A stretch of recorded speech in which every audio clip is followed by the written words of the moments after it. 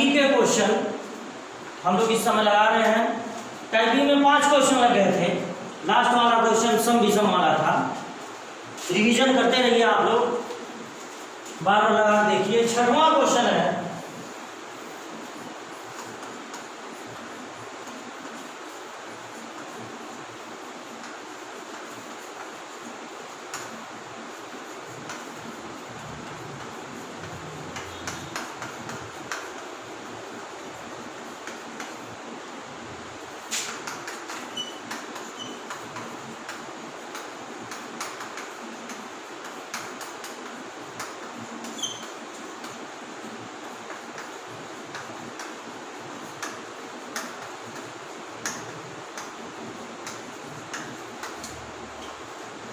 ए एक समुच्चय है।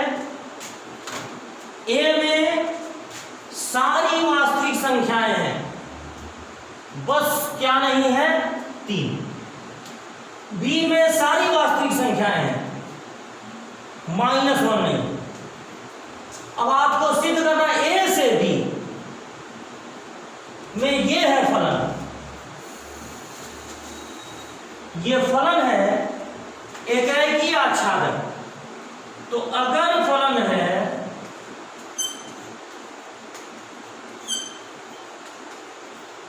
एक परिमेय व्यंजक, तो अगर पता लगाना है एकाएकी है कि बहुएक,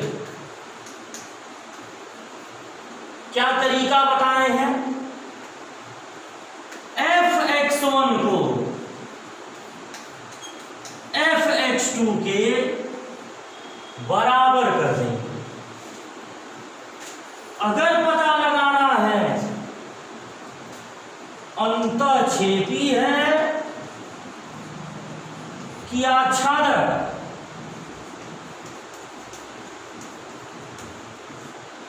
क्या करेंगे? फलन को y मान लेंगे और x को बनाएंगे विषय। पहले ये देखा जाए, fx1 का मतलब है यहां x की जगह x1 रखना है।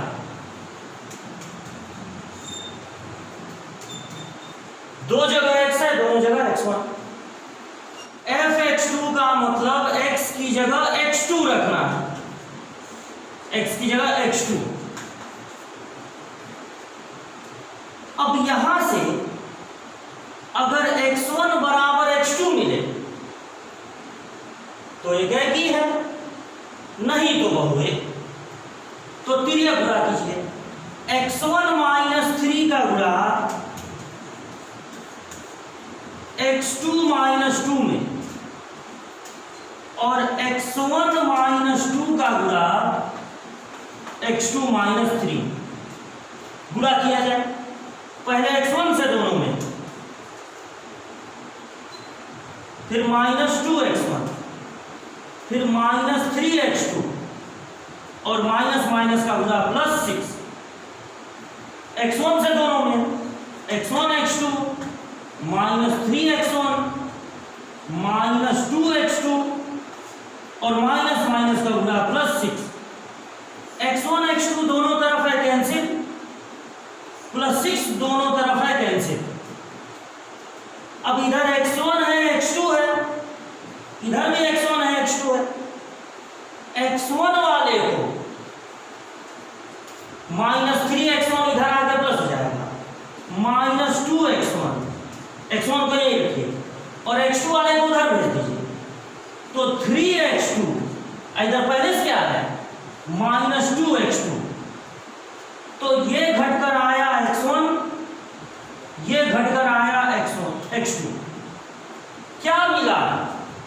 मिला x1 बराबर x2। अगर fx1 को fx2 के बराबर करने पर x1 बराबर x2 मिले तो यह फलन होगा एकाएकी। यानी ये एकाएकी। अंतःक्षेपी आच्छादक का पता लगाना है, फलन को मान लेंगे भाई और x को बनाएंगे विषय। तो पहले इसको इधर भेजिए, y का दोनों में गुणा। अब x को बनाना है विषय, तो x वालों को एक तरफ कर दीजिए, ये धरा माइनस है, बिना x वालों को दूसरे तरफ, इसमें से x कॉमन,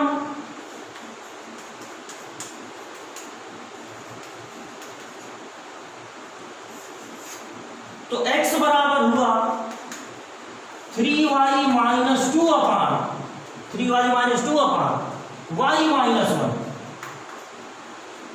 अब आप y के बारे में सोचिए, y का मान क्या क्या नहीं हो सकता।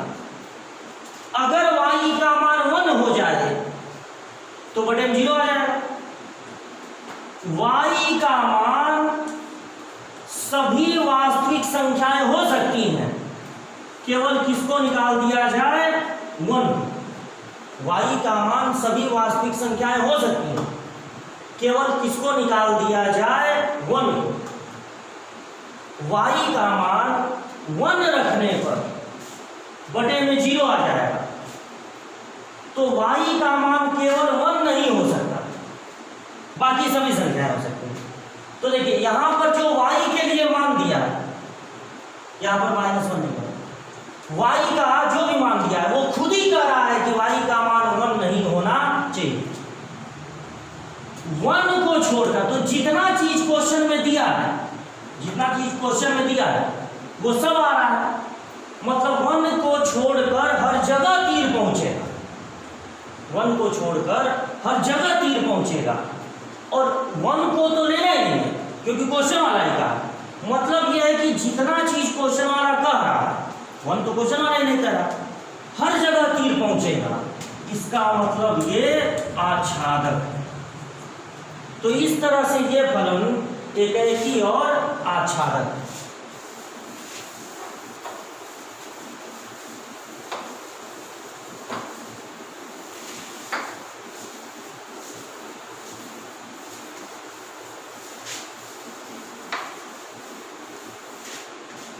ये था 6वां क्वेश्चन। 7वां क्वेश्चन है,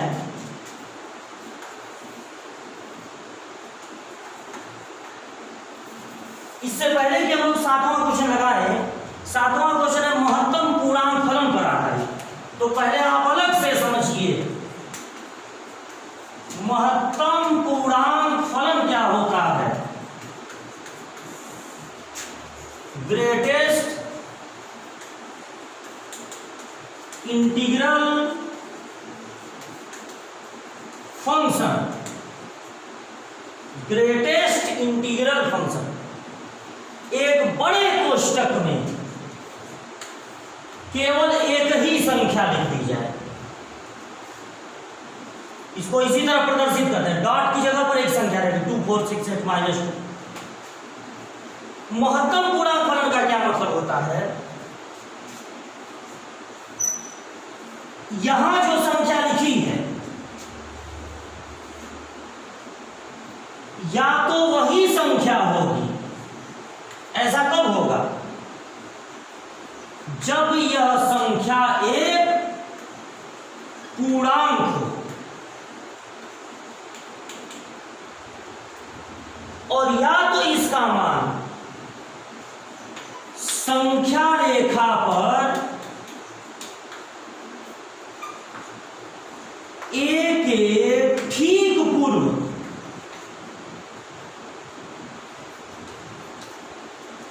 आने वाला पूर्णांक होगा। ऐसा कब होगा, जब ए अपूर्णांक हो।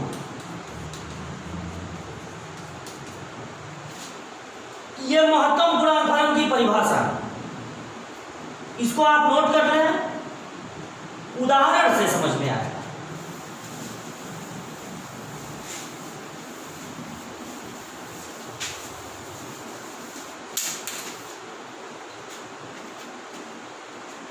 महत्तम पूर्णांक फलन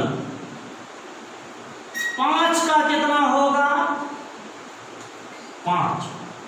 अगर अंदर एक पूर्णांक है तो वही लिख लीजिए। अच्छा, 5.2 का महत्तम पूर्णांक फलन कितना होगा? तो 5.2 एक पूर्णांक नहीं। तो चलिए संख्या रेखा पर चलिए, 4, 5, 6, 4.2 मतलब यहां कहीं होगा। 4.2 पूर्णांक नहीं है, तो संख्या रेखा पर इस 5.2 पूर्णांक नहीं है, तो संख्या रेखा पर 5.2 के पहले, ये बाद में हो गया, ये पहले 5.2 के पहले कौन सा पूर्णांक है? 5। तो यानी 5.2 का महत्तम पूर्णांक फलन क्या होगा? 5। अगर 5.9993 का महत्तम पूर्णांक फलन निकालना है तो 5.993 एकदम 6 के नजदीक होगा। इससे नहीं मतलब किसके नजदीक है। अगर आप 5.9993 पर हैं, यहां पर हैं, तब भी आगे तो आपको जाना ही नहीं है, तब भी आप पीछे जाकर देखेंगे। तो जब पीछे जाकर देखेंगे तो सबसे पहले कौन सा पूर्णांक मिलेगा? 5। 5.1, 5.2, 5.3, 5.8, 5.9 सबका महत्तम पूर्णांक किसके बराबर होता है? 5 के। अगर मान लीजिए -5 है अंदर, तो -5 खुद एक पूर्णांक है, तो इसका महत्तम पूर्णांक फलन क्या होगा? -5। देखिए मॉड नहीं है, ये मॉड नहीं है कि हम माइनस को हटा दें, वो मॉड में हटता है, महत्तम पूर्णांक फलन में नहीं हटेगा। महत्तम पूर्णांक फलन में केवल ये देखते हैं कि ये पूर्णांक है कि नहीं। तो 5 का महत्तम पूर्णांक फलन 5 और -5 का महत्तम पूर्णांक फलन भी -5। अच्छा, अगर -5.3 है तो अब संख्या पूर्णांक नहीं है, संख्या रेखा बनाएंगे।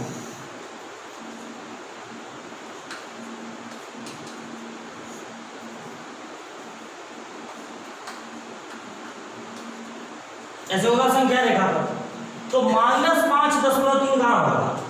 -5.3 यहां कहीं होगा ना, यहां पे -5.3। आगे कभी नहीं जाना। अगर पूर्णांक नहीं है तो -5.3 के पीछे आकर देखिए, पीछे आइए, -5.3 के पीछे आइए और सबसे पहले कौन सा पूर्णांक मिला? -6। तो यानी -5.3 का महत्तम पूर्णांक कितना होगा? -6। अगर -5.87 का महत्तम पूर्णांक फलन, -5.87 देखिए यहां कहीं होगा। फिर आपको आगे कभी नहीं जाना। अगर पूर्णांक है तो वही लिख देना, और अगर अपूर्णांक है -5.87 है तो इसके पीछे जाकर देखिए कौन सा पूर्णांक है। इसके पीछे जाएंगे सबसे पहले क्या मिल रहा है? कौन सा पूर्णांक सबसे पहले मिल रहा है? -6। यानी कि -5 का महत्तम पूर्णांक -5, लेकिन -5 से जरा भी छोटा हुआ तो अब आगे नहीं जाएंगे, अब पीछे जाके देखेंगे तो कौन सा पूर्णांक मिलेगा? -6। तो जो अगला क्वेश्चन है, अब जो महत्तम पूर्णांक फलन वाले में लिखवाए हैं ऐसे करके, वो आप अब पढ़िएगा, अब आपको समझ में आएगा। 7वां क्वेश्चन है,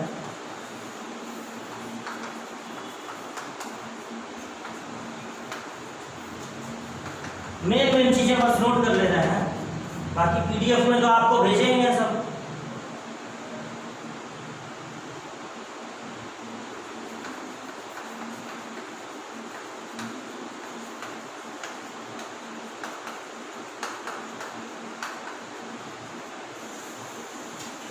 इसका मतलब आप समझ गए महत्तम पूर्णांक फलन का। इसको लगाएंगे हम मॉड वाले क्वेश्चन की तरह, जैसे मॉड वाले में लगाए थे। जब हमको ये पता लगाना है कि ये एकाएकी है कि बहुएक, तो देखिए हम क्या करेंगे, हम 2 ठो ऐसे वृत्त बना लें। अगर आपको 5 चाहिए तो 5 रखेंगे तब भी 5 मिलेगा, और अगर 5 से ज़्यादा रखें 5.1 तब भी 5 मिलेगा, अगर 5.8 रखेंगे तब भी 5 मिलेगा। कहीं एक जगह एक से अधिक तीर पहुंचते हुए दिखा दीजिए, लिख दीजिए कोडोमेन का एक ही तत्व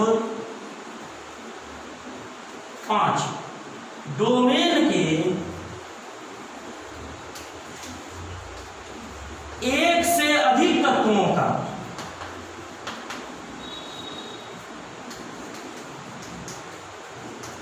प्रतिबिंब है। इसको इमेज कहते हैं, प्रतिबिंब। इसलिए बहुएक, इसलिए बहुएक।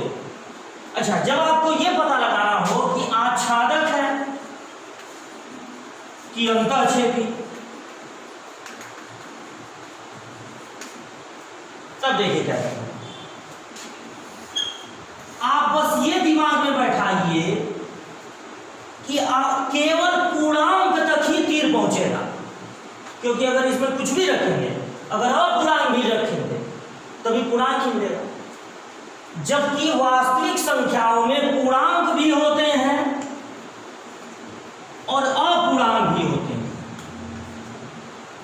5 का तीर 5 तक पहुंचेगा, 4 का तीर 4 तक पहुंचेगा, 4.8 का तीर भी 4 तक पहुंचेगा, 6.1 का तीर 6 तक पहुंचेगा। लेकिन कोई भी जो आप अपूर्णांक लिखे रहेंगे, चालाकी दिखाइए, सारा पूर्णांक ही मत लिखिए, एक आठ पूर्णांक भी लिख दीजिए और बता दीजिए कि कोडोमेन के तत्व 5.6 का डोमेन में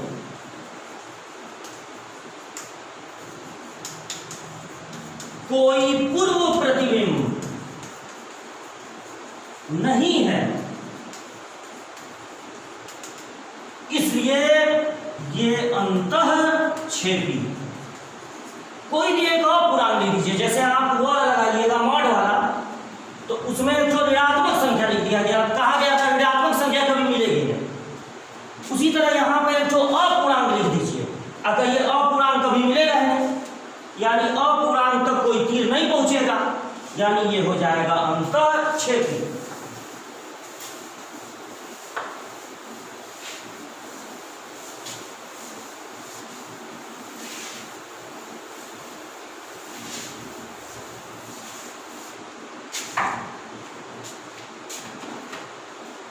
सीट का 8वां क्वेश्चन है।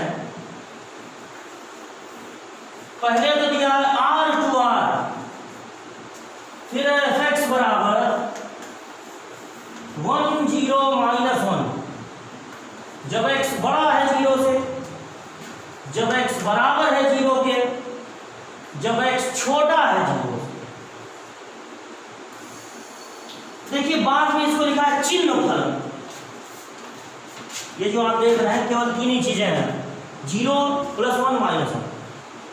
इसको चिन्ह फलन भी कहते हैं, चाहे तो दिमाग में बैठा सकते हैं, इसको चिन्ह फलन कहते हैं।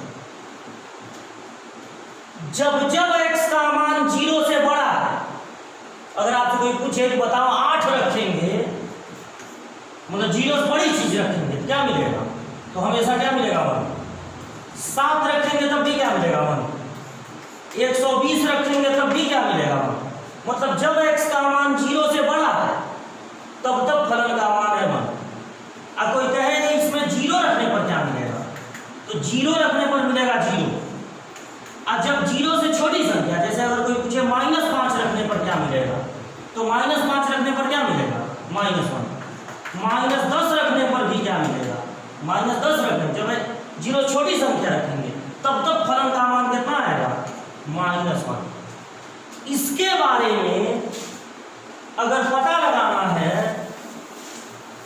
वैसे तो क्वेश्चन में दिया है क्या क्या सिद्ध करना है, अगर इसके बारे में पता लगाना है कि ये एकेकी है कि बहुएक, तो बिल्कुल पिछले क्वेश्चन की तरह देखिए, अगर आप 1 से 0 से बड़ी कोई भी संख्या रखेंगे, 2 रखेंगे तो मिलेगा 1, 4 रखने पर भी 1, 10 रखने पर भी 1। तो इस तरह से ये क्या हो गया, बहुएक।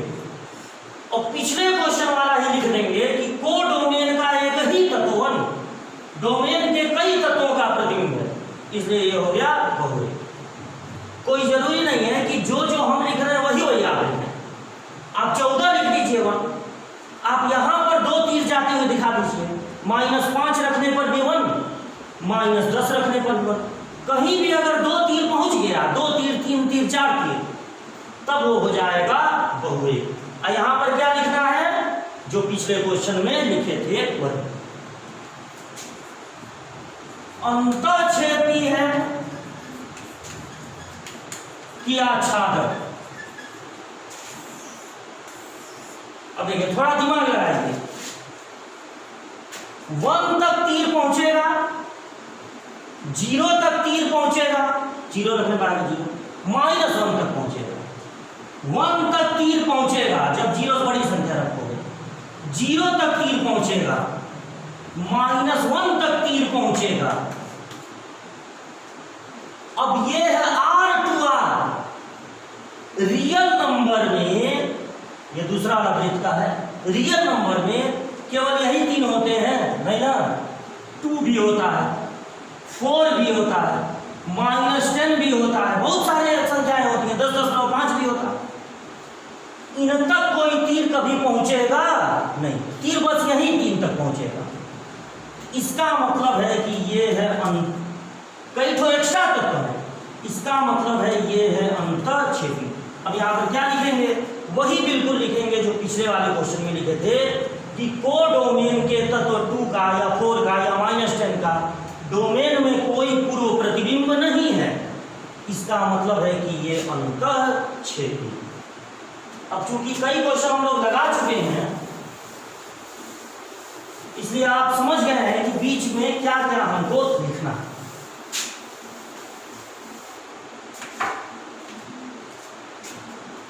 पिछले क्लास में हम लोग सम विषम वाला एक क्वेश्चन लगाए थे, फिर एक सम विषम वाला क्वेश्चन लगाया है। यहां सीट में बना लीजिएगा, एक छप गया है।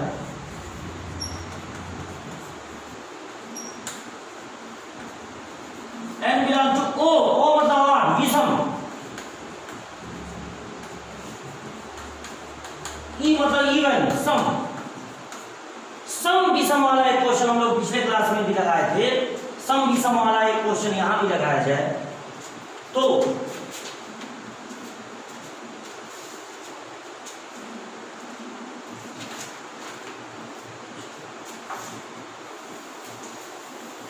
अब देखिए, यह x पर नाम आधारित होकर नंबर है। क्या बताए थे हम आपको सम विषम वाले में, अगर एकेकी या बहुएक का पता लगाना हो,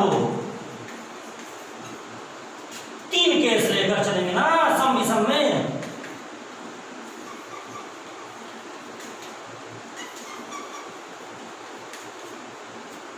बस यहां पर x नहीं n है, या सबको x बना दीजिएगा।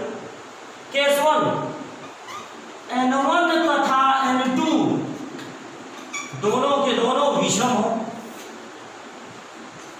n1 तथा n2 दोनों के दोनों सम हो,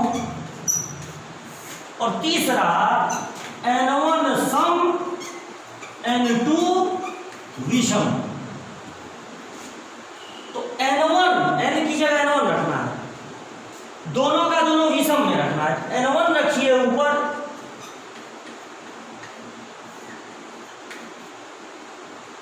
और n2 भी रखिए वहीं ऊपर विषम वाले। और देखिए क्या मिला, 2 कट गया, +1 कट गया, मिला n1 बराबर n2। ये क्या कह रहा है, एक है कि अब n1 n2 दोनों सम में रखिए, सम में।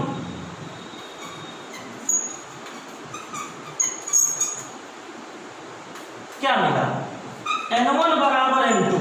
ये भी क्या कह रहा है, एक है कि है। उसकी बात सुननी पड़ेगी। N1 किस में रखेंगे? सम में। N2 किस में रखेंगे? विषम में। क्या मिला? N1 माइनस N2 बराबर 1। N1 बराबर N2 नहीं, कुछ और मिला। तो ये क्या कह रहा है कि बहुएक।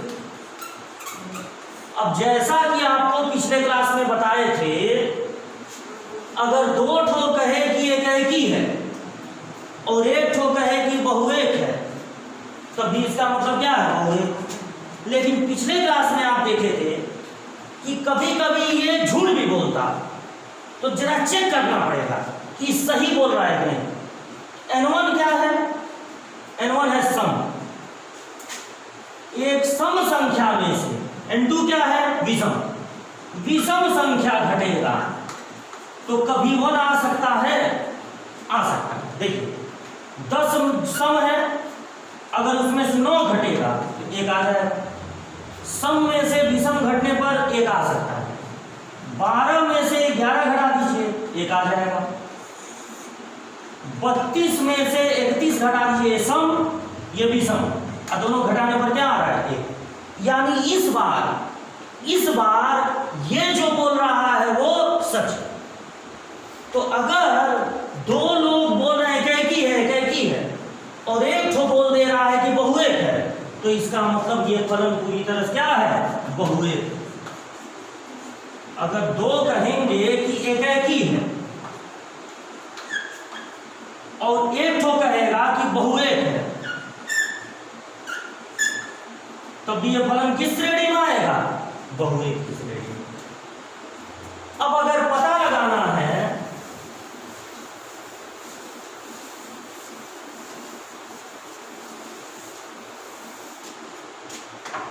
अंतःक्षेपी है कि आच्छादक,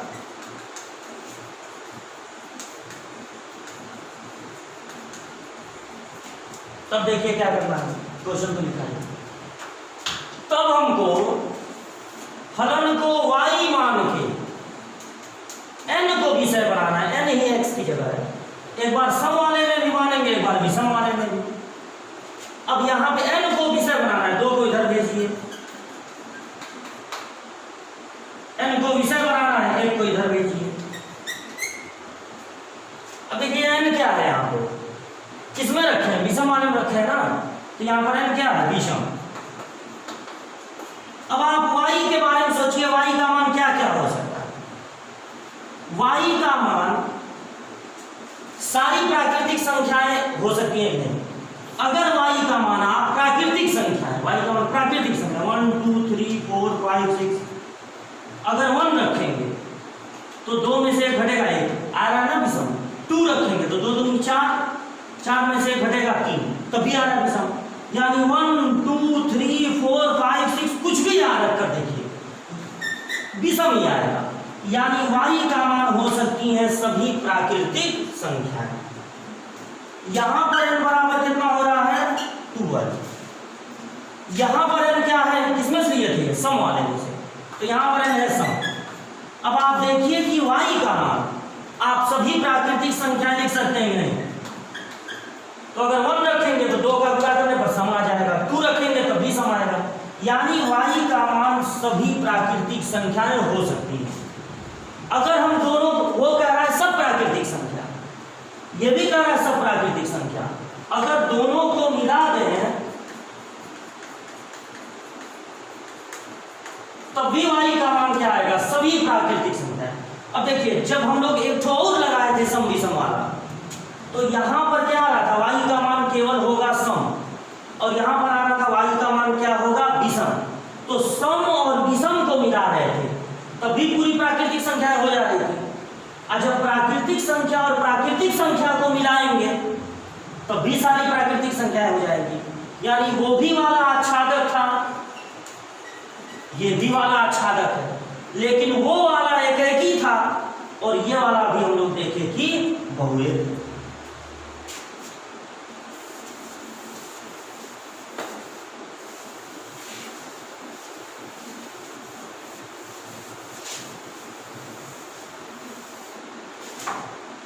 टाइप बी में 2 क्वेश्चन और हैं, 10वां जो बहुत बड़े बड़े नहीं है। 10वां क्वेश्चन है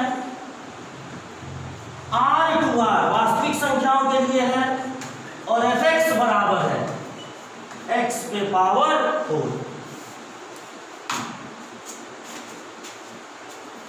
वास्तविक संख्याओं के लिए अगर आपको ये देखिए बहुपद वाला है, तो अगर आपको पता लगाना है एक ही है कि बहुएक, fx1 को fx2 के बराबर कर दिया जाए। यहां तो 2 कैटेगरी है नहीं सम विषम, जो रखना है यही रखना है, x की जगह x1 फिर x की जगह x2। अब x पर घात 4 x पर घात 4 दोनों तरफ वर्गमूल निकाल दीजिए। जब आप अब वर्गमूल निकालेंगे तो जब किसी चीज का वर्गमूल निकालते हैं तो प्लस में भी लिखते हैं और माइनस में। तो x1 बराबर x2 नहीं आया, वर्गमूल निकालना पड़ा, x1 बराबर प्लस माइनस x2 आया, यानी ये हो गया बहुएक। ये हो गया बहुएक। अब देखिए x पे घात 4 है ना, 2 रखने पर क्या मिलेगा, 2 का 4 बार, और -2 रखने पर भी क्या मिलेगा, -2 का 4 बार गुणा करेंगे तभी 16। एक जगह 2 तीर पहुंच रहा है, मतलब ये बहुएक। अगर fx, ये अपने समझने के लिए था, अगर fx1 को fx2 के बराबर करने पर x1 बराबर x2 के अलावा कुछ भी और मिले तो यानी बहुएक। अब आच्छादक है कि अंतःक्षेपी,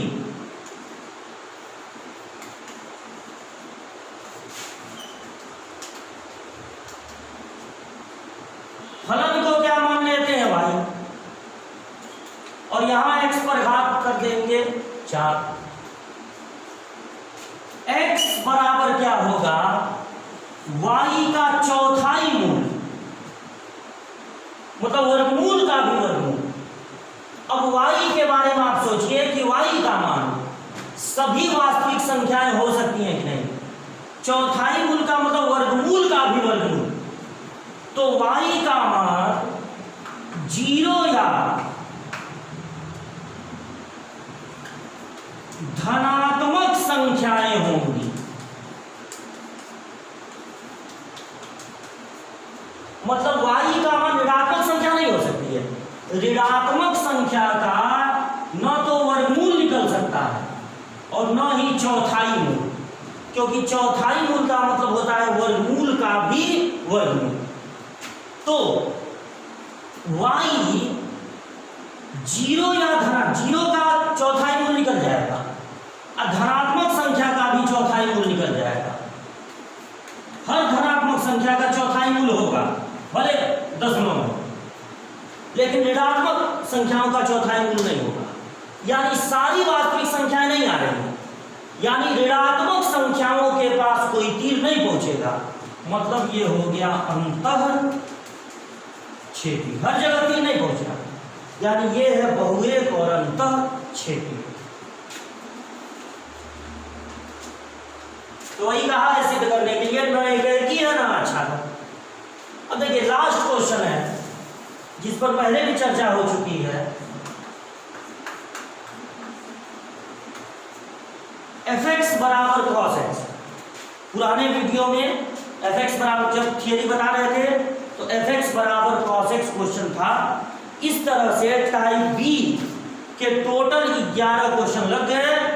अब टाइप बी STQ में 2 ही क्वेश्चन हैं, आप उनको लगाइए और उनका रिटन आंसर आपके पास भेजा जाएगा। तब आप मिलाकर देखिएगा कि आपकी सोच सही थी कि नहीं। अब हम लोगों को टाइप सी शुरू करना है, जो कि हम लोग अगले क्लास में शुरू किया जाएगा।